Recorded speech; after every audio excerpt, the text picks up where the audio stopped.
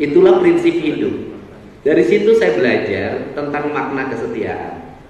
Bapak saya punya seorang istri yang buta huruf, tidak ngerti apapun. Dia memilih hidup tidak di depan, dia memilih hidup di belakang. Dia memilih hidup di dapur, menghabiskan waktu dari jam 4 pagi sampai jam 1 malam baru dia tidur. Dan dia harus memperhatikan bapak. Kecintaan terhadap bapaknya melebihi apapun.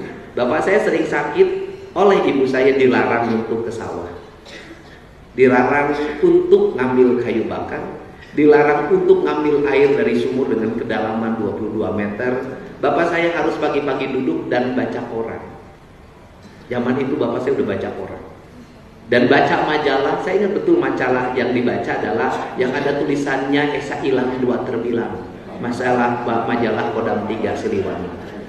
Ibu saya mempersilahkan bapak saya setiap hari dengerin radio RRI, dengerin wayang, dan paling favorit adalah ketika maghrib. Saya ingat betul suka ada siaran Angkatan Bersenjata Republik Indonesia, pimpinannya Eyang Panembahan, saya ingat itu.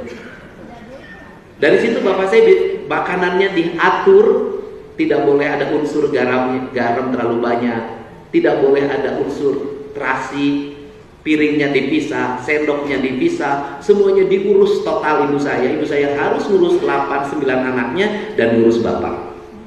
Dan akhirnya bapak tumbuh hidup sehat, cerdas, jeung gede amakna delengit.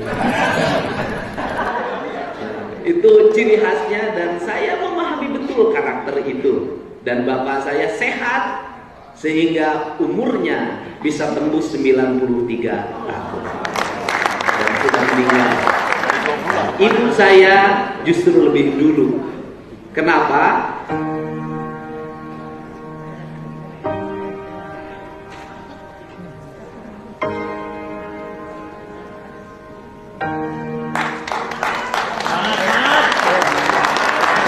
Karena beban hidup yang terlalu berat.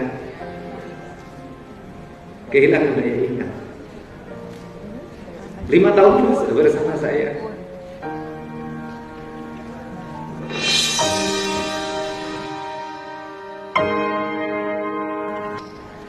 Bahkan dia tidak tahu saya itu siapa.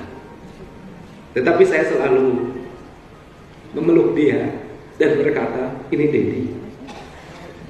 Dedi yang selalu damping mimpi.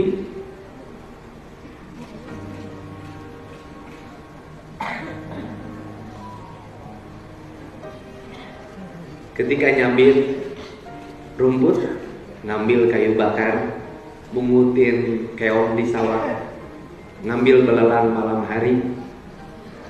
Dedi yang nemenin mie dalam setiap malam sebelum tidur. Mi selalu beresin rumah dengan bersih. Dan setelah anaknya tidur, baru dia tidur. Dan kemudian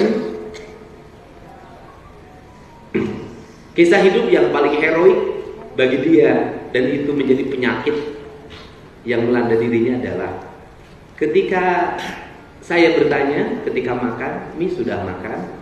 Jawabnya, geus dahar Mi mah, pek darah sih gitu. Saya baru tahu ketika saya jadi anggota DPRD Kabupaten, ibu saya sakit dan kehilangan daya ingatnya. Dan kemudian dokter berkata, ibu Kang Dedi terlalu banyak nahan lapar. Akhirnya kurang tidur. Karena kurang tidur, kurang istirahat, akhirnya otaknya tidak bisa bekerja dengan baik. Dan ibu saya ternyata sakit karena menahan lapar demi makan anak-anaknya. Dan menjaga agar bapak tidak mengetahui problem yang dihadapi oleh dia. Dia menanggung seluruh beban bapak saya. Ibu saya berani pinjam uang ke sana ke sini tanpa sepengetahuan bapak hanya untuk sekolah anak-anaknya.